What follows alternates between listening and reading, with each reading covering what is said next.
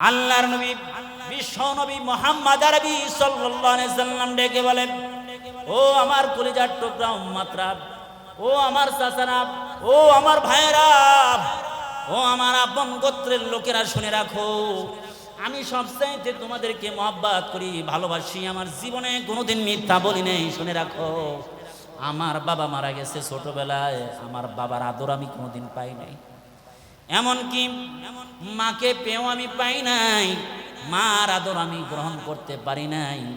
আমি যখন 5-6 মাস বয়স হয়েছে, আমার মা দুনিয়া থেকে চলে গেছে, আমার মায়ের আদরও পাই নাই। আমি ছোট্ট মানুষ, আপনাদের এই সমাজে বড় হইলাম, আমার গোপন প্রকাশ যা আছে সব কিছু জানেন, আমি কেমন মানুষ শুনে রাখেন। আমি চূড়ায় যা দেখি আপনারা কিন্তু তা দেখেন না।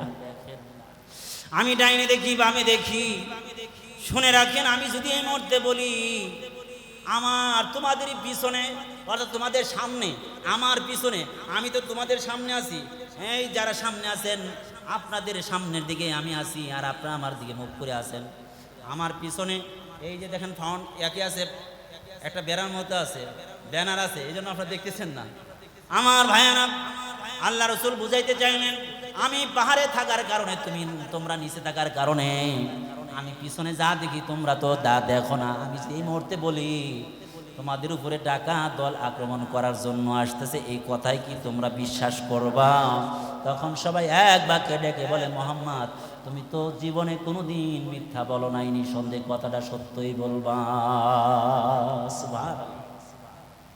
আল্লাহর নবী বিশ্ব নবী মুহাম্মদ আরবি কথা বলার পরে সবাইকে ডেকে বললেন, হে আমার সমাজের লোকেরা, শুনে রাখো, আল্লাহ তাআলা আমারে নবী বানায় পাঠাইছেন, আল্লাহ তাআলা নবুয়ত দিয়েছেন, আমি হলাম শেষ নবী, আমার পরে আর কোনো নবী আসবে না।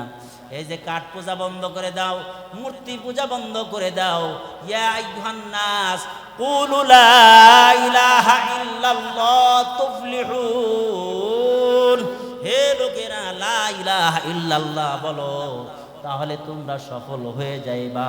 সফলতা মানে চিরস্থায়ী, তোমরা জান্নাতের মালিক হয়ে যাইতে পারবা।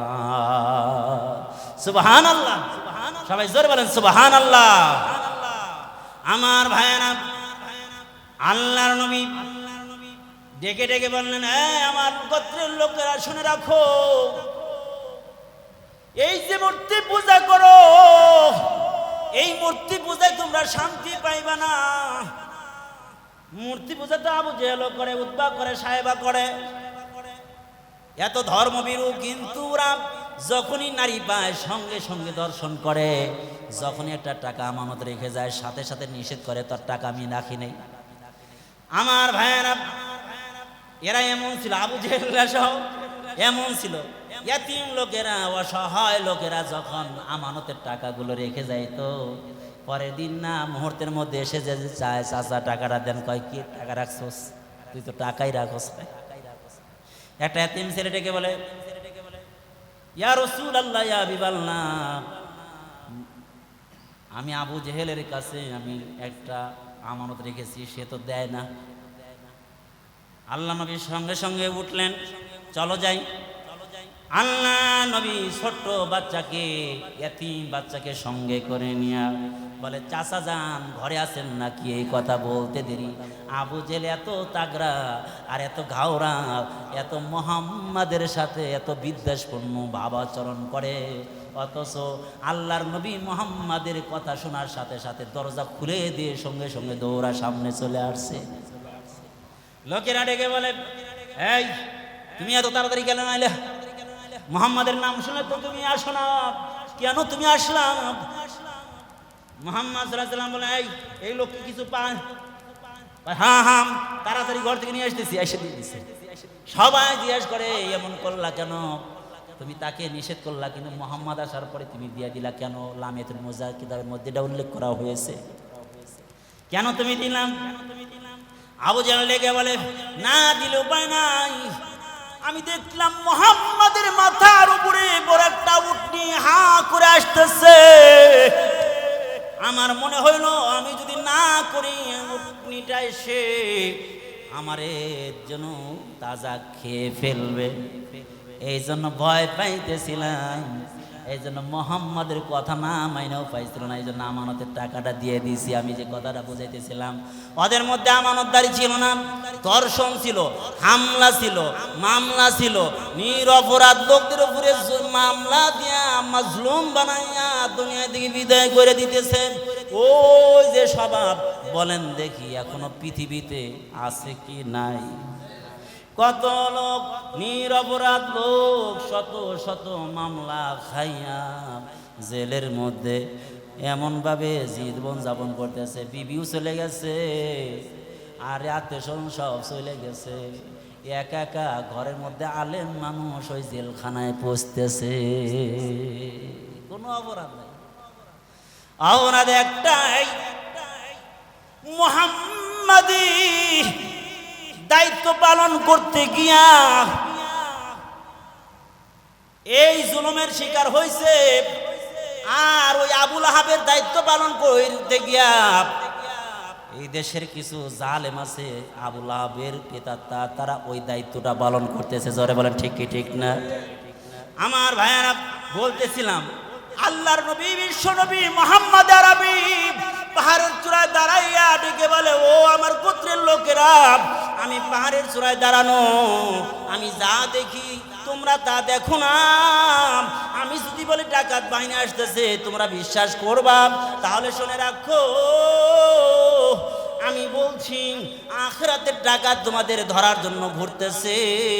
তোমরা শুনে রাখো, যদি কালেমা পয়রা মুসলমান হয়ে যাও, আমি মুহাম্মদকে শেষ নবী তোমরা যদি মানতে পারো, তাহলে দুনিয়ায় সফলতা পাইবা, আখিরাতে চির সন্তুষ্টির ঘোষণা পাইয়া, চির মুক্তি পাইয়া জান্নাতের মালিক হইয়া যাইবা। কত সুন্দর একটা কথা রাসূল উপস্থাপন করলেন। এবার সর্বপ্রথম আবুল আহাবে এমন রাগ হয়ে গেছে, আবুল আহাব কয়, হেই বেকুব কোথাকার, আমি মনে করছি দাওয়াত দিছো গুরুত্বপূর্ণ একটা কথা বলার জন্য, নাকি খাওয়ার জন্যই দিছো? হ্যাঁ, গুরুত্বপূর্ণ একটা কাজের জন্য দাওয়াত দিছো? না, এই কথা বলার জন্য, এই পুরান কথা, এই কথা বলার জন্য দাওয়াত দিছো? এই কথা বলার জন্য আমাদের গুরুত্বপূর্ণ কাজকে ফেলে রেখে আসছি, আমাদের কাজ নষ্ট হচ্ছে, এই জন্য দাওয়াত দিছো নাকি? তখন আবুল আহাব বলতেছে, আলী হাদা জামাতানা আও দাওয়াতানা তাব্বান লাক, এই মুহাম্মদ তুই ধ্বংস হ, এই জন্য দাওয়াত দিছো? জমা করছে আমাদেরকে কাজ ফেলে, আর কোনো কাম পাইলা না।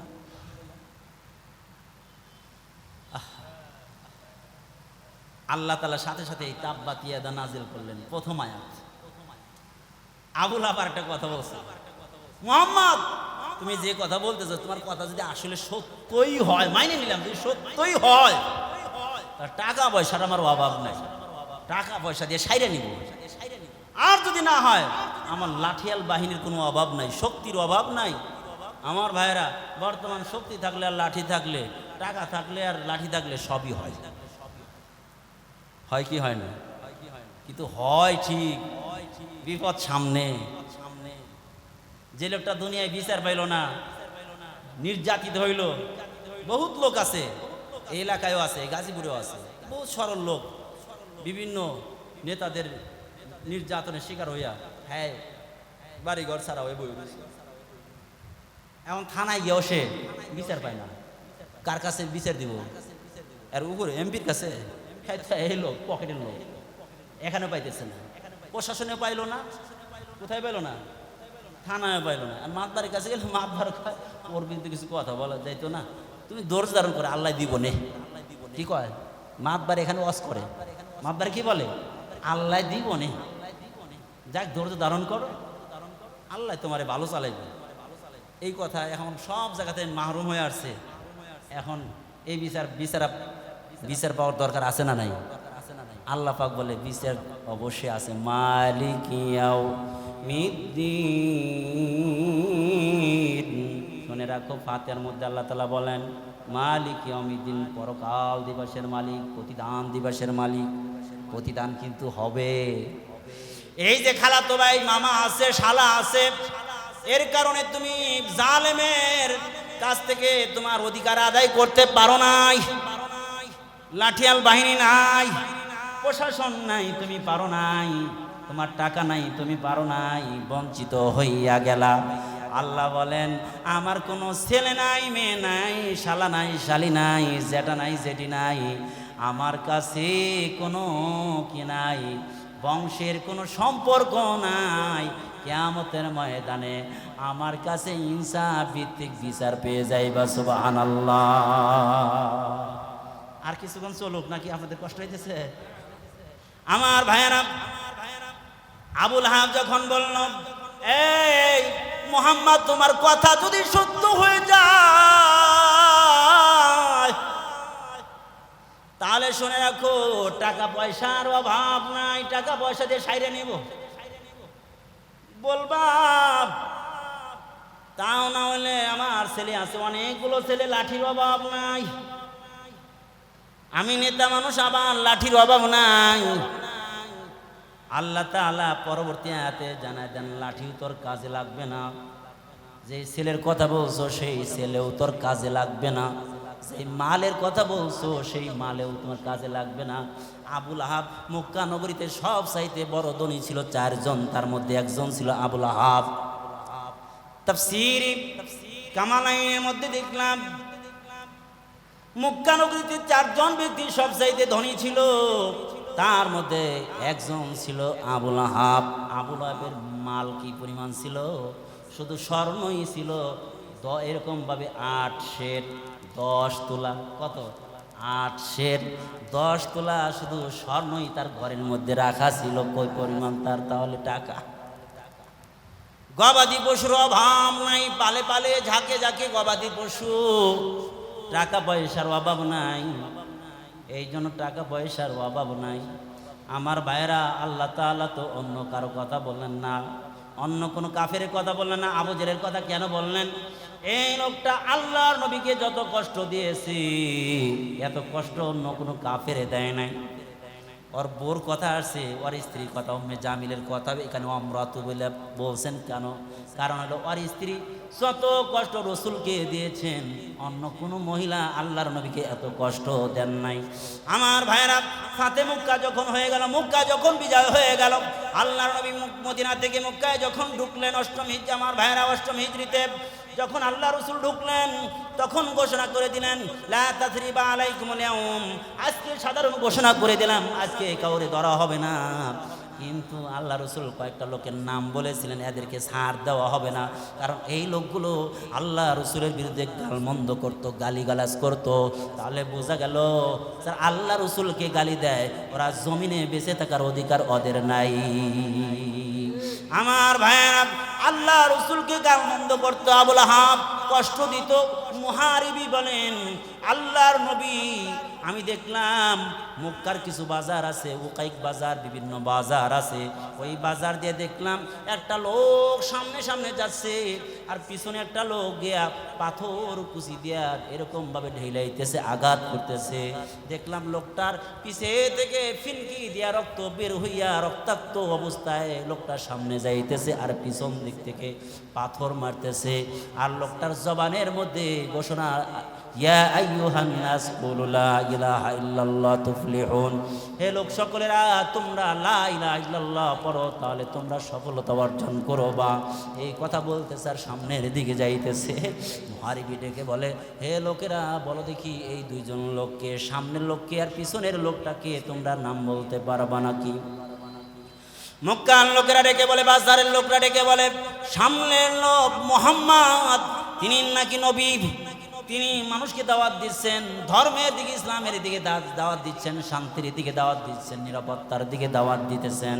আর যে ব্যক্তি পাথর দিয়ে আঘাত করতেছে, রক্তাক্ত করে, ওই ব্যক্তির নাম হলো আবুল আহাব। নাউজুবিল্লাহ। আবুল আহাব কেন বলা হয়? আবুল আহাবের আসল নাম ছিল আব্দুল উজ্জা। উজ্জা মানে মূর্তি। আমার মূর্তির নামের একটা মূর্তির নাম হলো উজ্জা। আব্দুল মানে গোলাম, অর্থাৎ মূর্তির গোলাম। এই লোকটার নাম ছিল মূর্তির গোলাম। আল্লাহ তাআলা এই লোকটার নাম আল্লাহ তাআলা কি করেন নাই? ওই শিরকি নাম উল্লেখ করেন নাই। কি করেন নাই? শিরকি নাম আল্লাহ উল্লেখ করেন নাই। আল্লাহ তাআলা কি করেছেন? তার কুনিয়াতি নাম উল্লেখ করেছেন আবু লাহাব। লাহাব মানে অগ্নি স্ফুলিঙ্গ, আগুন যখন জ্বলে অনেক উপর দিকে জ্বলতেছে, নিচে থাকে কালো, উপর দিয়ে এরকম জিবা বের হয়, মাঝখানে দেখবেন লাল লাল ভাব। আমার ভাইরা তাফসীরের কিতাবের মধ্যে লেখা হয় দুধের মধ্যে আলতা মিশাইলে যে রং হয় এমন সুন্দর রঙের মানুষ ছিল হলো আবু লাহাব। এই জন্য লোকটারে বলা হয়তো আবু লাহাব। লাহাব মানে আগুন, আগুনের মতো লাল ছিল লোকটা, এই জন্য তাকে বলা হয় আবু লাহাব। আমার ভাইয়েরা, এই আবু লাহাব আল্লাহ রসুলকে বেশি বেশি কষ্ট দিয়েছে, গাল মন্দ করেছে, আর শেষ পর্যায়ে বলল তাব্বান লাকা আলিহাদা জামাতানা, হে মোহাম্মদ এই জন্য তুমি জুমা করছো আমাদেরকে এই পাহাড়ের পাদদেশে, আর কোনো কাম পাইলে না। ওই যে আগের কথা বুঝলেন, এই কথা বললে আর যখন বলল আমার অসুবিধা নাই, সব কি করতে পারবো, সব যত কথা বলতেছো এগুলো সত্য হইলে আমি সব খতম করে দিতে পারবো। আল্লাহ তাআলা না, আয় মোহাম্মদকে বলতেছে ধ্বংস হওয়ার জন্য না, না তাব্বাত ইয়াদা আবি লাহাবি ওয়া তাব। আল্লাহ তাআলা বলেন তাব্বাত ইয়াদা,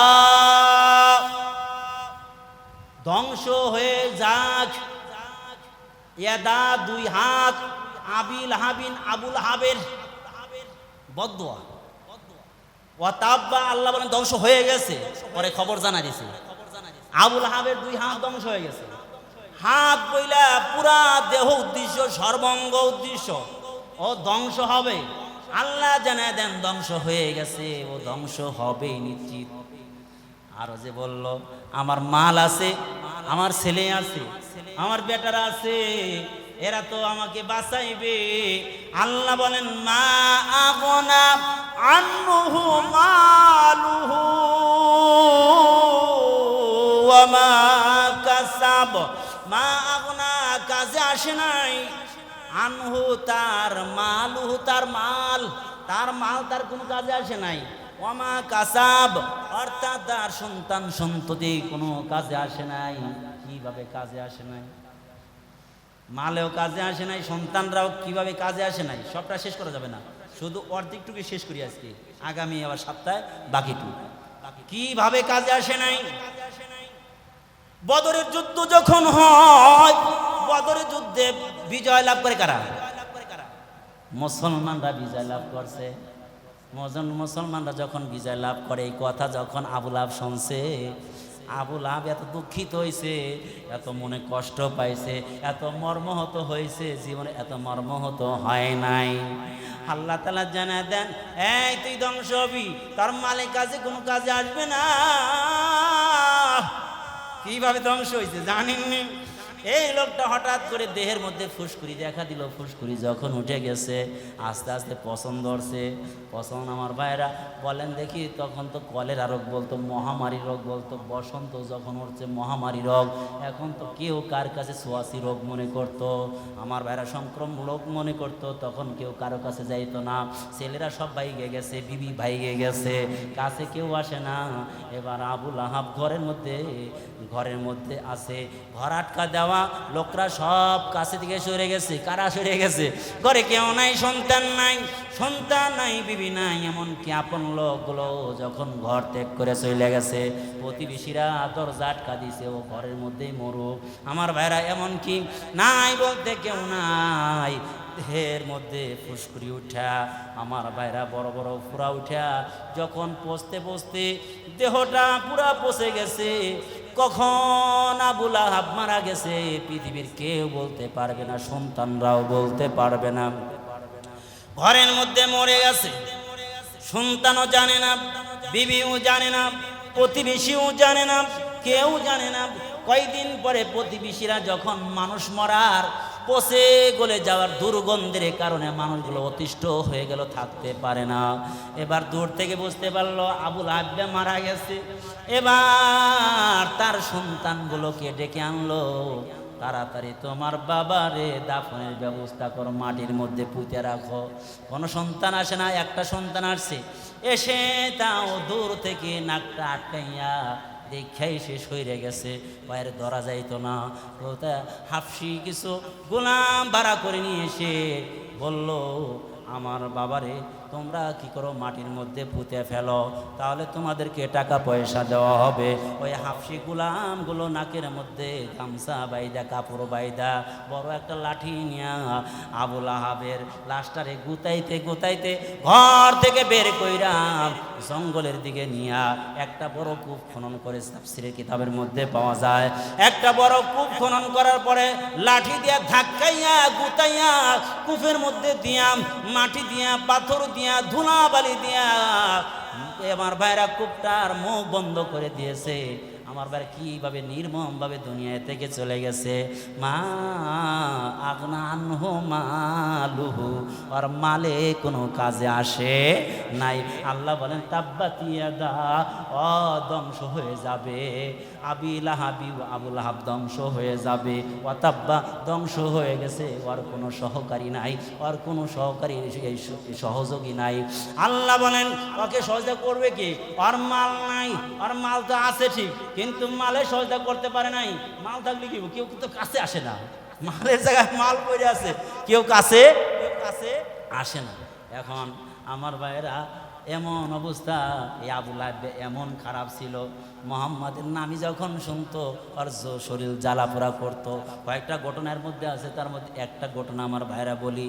আবু লাহাব কি করল? আবু লাহাবের 3 সন্তান, উতবা, উতাইবা, মাতআব।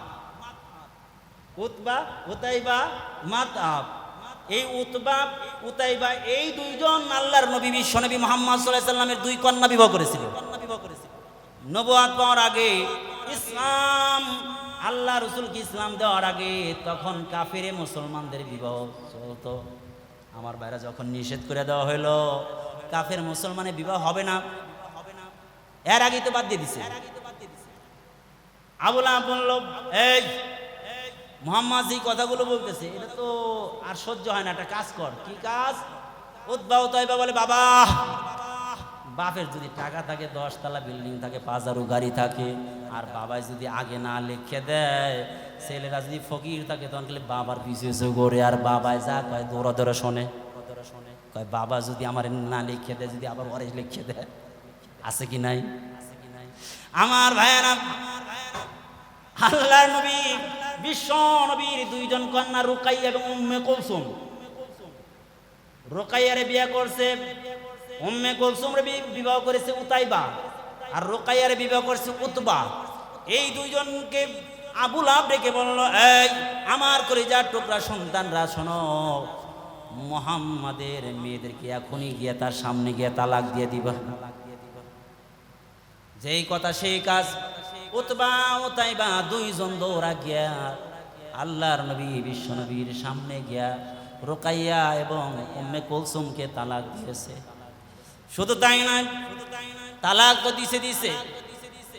এই যে বলতেছিলাম, কেউ যদি নবীর সাথে বেয়াদবি করে, কেউ যদি গালমন্দ করে, কেউ যদি আলেমের সাথে খারাপ ব্যবহার করে, হক্কানি আলেমের সাথে খারাপ ব্যবহার করে, নিঃসন্দেহে জানা রাখেন, আল্লাহর কসম করে বলা যায় ওই ব্যক্তি দুনিয়ায় তার প্রতিদান পাইয়া মরবে, না পাইয়া কখনো মরতে পারে না।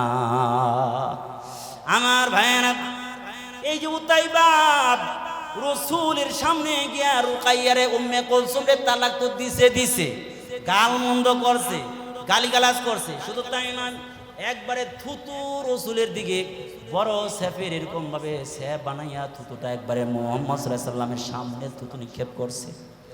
আল্লাহ বলেন, এই জিবরাইল আর করিস না, তেরি যা, তাড়াতাড়ি যা, মক্কা নগরীতে যা। জিবরাইলকে আসতে দেরি লাগে?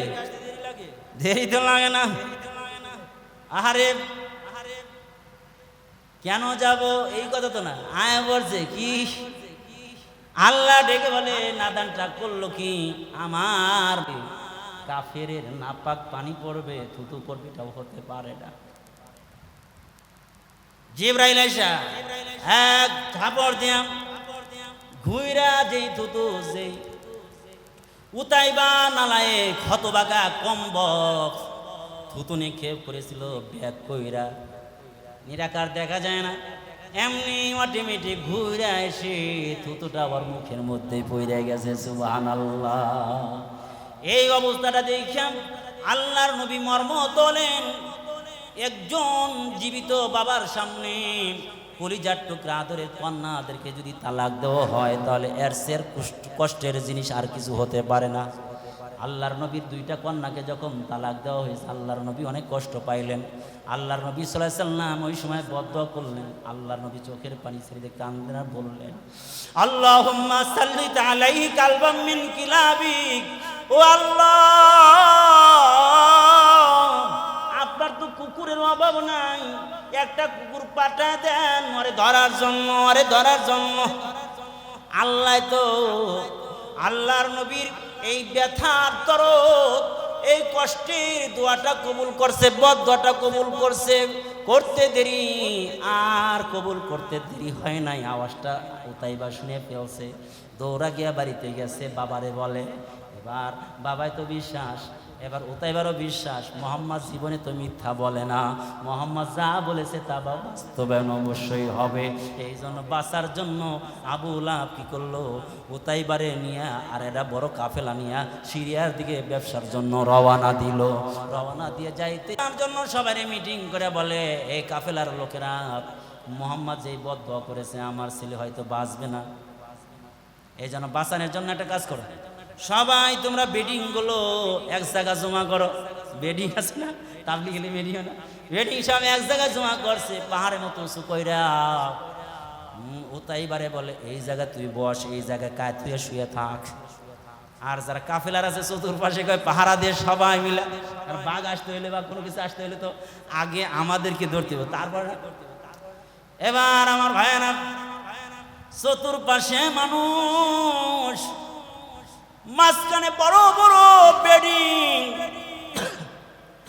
বেডিং এর উপরে বসে আছে, শুয়ে আছে। গভীর রাত হয়ে গেছে, ঘুম তো আসে না। গভীর রাত যখন হয়ে গেছে, হঠাৎ করে দেখে সিংহের গর্জন দেখা যায়। কারো কলিজায় পানি নাই আমার দোস্ত। আস্তে আস্তে সিংহ যখন এসে গেছে, কাউরে ধরে না, যেন সবাই চিনা মানুষ, কাউরে কিছু বলে না। আস্তে আস্তে টার্গেটি মানুষটাকে একদম মানুষগুলোকে সরাইয়া দিয়া ওই বেডিং গুলো যে রাখা আছে মাঝখানে গিয়ে উপস্থিত হয়ে গেছে। সুবহানাল্লাহ। আল্লাহুম্মা সাল্লিত আলাইহি কালবাম মিন কিলাবিক। এই যে দোয়া করছে, আল্লাহ আপনার কুত্তা একটা পাঠায় দেন আর একটা কুত্তারে ধরার জন্য দোয়া করছেন, দোয়া কবুল হয়ে গেছে। বাঘ আইসা, সিংহ আইসা বেডিং এর উপরে চইরা বসছে, শুকতে শুকতে গিয়া একবারে উতাইবারে দইরা ফেলাইছে। এবারে গাড়টা দইরা শত শত মানুষের মধ্যে থেকে বাঘে দইরা নিয়ে গেল, কেউ কিছু বলার হিম্মত আর হইল না। এই হিংস্র প্রাণীটা ধইরা জঙ্গলের মধ্যে নিয়ে ফাইরা সুইরা টাইনা টাইনা সিরা খেয়ে ফেলছে। আবু লাহাব দুনিয়া থেকে বিদায় নিছে, কোনো কাজে আসে নাই দোস্ত, কোনো কাজে আসে নাই, কোনো কাজে আসে নাই। আর স্ত্রীর নাম ছিল, আর 2-1 মিনিট কথা বলে শেষ দোয়া করে দেব। আর স্ত্রীর নাম ছিল উম্মে জামিল, আসল নাম ছিল আরওয়া। উম্মে জামিল, উম্মে জামিলও কোরআনুল কারীমের মধ্যে তার কথা আসছে। কি আসছে? কি আসছে? হাম্মালাতাল হাতাব, আমরাতু হাম্মালাতাল, কি বলছেন? তাব্বাত ইয়াদা আবি লাহাবিন ওয়া তাব, তাব্বাত ইয়াদা আবি লাহাবিন ওয়া তাব। আবু লাহাব ধ্বংস হোক। আল্লাহ বলেন দাব্বা, ধ্বংস হয়ে গেছে। মা আগনা আনহু মালুহু ওয়া মা কাসাব, আর মাল সন্তান সন্ততি কোনো কাজে আসে।